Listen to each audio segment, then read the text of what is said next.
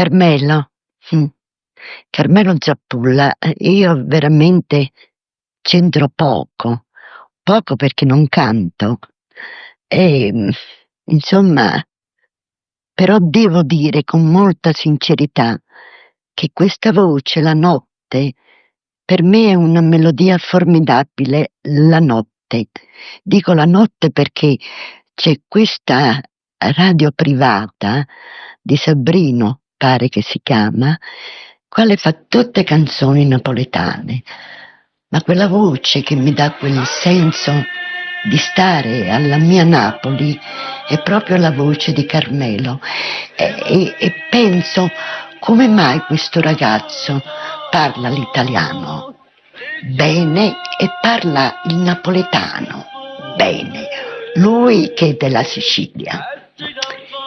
Io di canto, ne so un po', insomma, ma i tempi, il cuore, l'anima, la passione che ci mette in tutte queste bellissime canzoni che lui fa.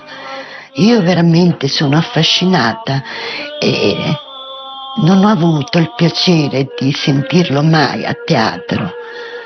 E con dolore devo dirlo questo e mi auguro che un giorno possa sentire lui da vivo, cioè in scena.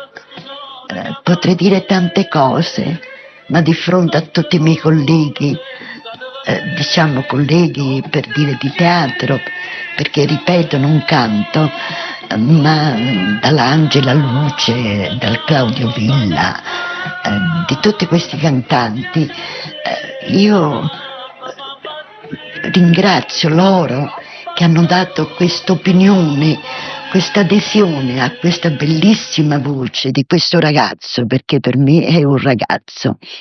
E le auguro tanta, tanta fortuna perché è un ragazzo così serio nel suo lavoro.